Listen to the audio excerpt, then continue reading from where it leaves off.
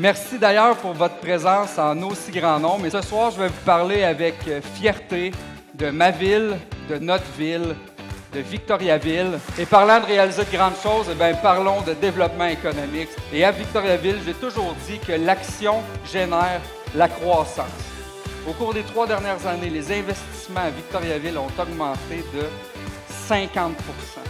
Et c'est ce qui nous permet de maintenir les taxes parmi les plus basses au Québec. Permettez-moi maintenant de vous parler d'un enjeu très important pour Victoriaville, soit la main-d'œuvre. Et c'est pourquoi on avait lancé, souvenez-vous, une toute première mission de recrutement international à l'île Maurice. Et je peux vous dire que cette mission a été un véritable succès. C'est beau faire du recrutement, c'est beau attirer des gens chez nous, mais on va les loger.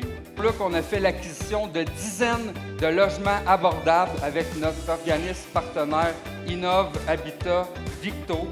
Vous vous souviendrez, l'année dernière, j'annonçais que nous voulions attirer à Victoriaville un nouvel hôtelier. Et aujourd'hui, 1 an plus tard, je suis fier de vous annoncer que plus de 30 promoteurs immobiliers, hôteliers, de partout au Québec ont été rencontrés. Et parlons-en d'opportunités infinies, parlons-en de travailler ensemble, de prendre soin de notre monde, de prendre soin de tout le monde. Que dire de l'arrivée prochaine à Victoriaville d'une maison Véro et Louis. Et il y a des beaux projets qui se développent sur le plan sportif. En plus, grâce à une entente qu'on a avec le Cégep, les plateaux sportifs sont disponibles pour la population en dehors des heures d'ouverture.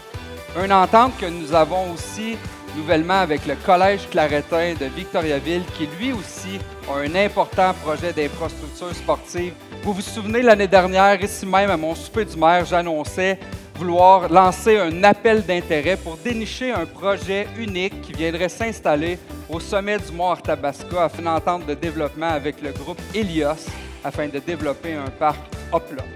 Poursuivons maintenant notre tour d'horizon de nos grands parcs en se dirigeant du côté du parc Terre des Jeunes. C'est rien de moins qu'une toute nouvelle infrastructure multifonctionnelle qui servira de patinoire réfrigérée l'hiver et de plateaux sportifs et culturels l'été. L'année dernière, je vous annonçais vouloir dénicher un opérateur pour la fameuse salle là, au-dessus du pavillon. Eh bien, je suis excessivement fier de vous annoncer ce soir que 2 jeunes entrepreneurs de la région vont ouvrir boutique dès le mois de juin prochain.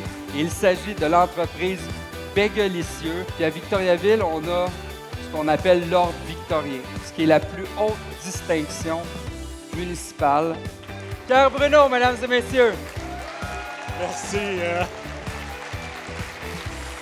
Monsieur Gilbert Perrault! Ici même, dans ta ville, à Victoriaville.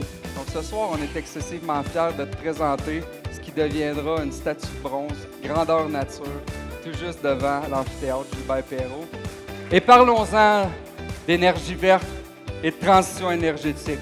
Un projet de 265 MW qui verra le jour dans notre territoire, qui permettra aux municipalités d'empocher rien de moins que 2,9 millions de dollars pour les propriétaires qui vont accueillir une éolienne, pour le nouveau centre d'innovation mutualisé en économie circulaire, un projet d'envergure piloté avec la Cité et le Cégep de Victoriaville.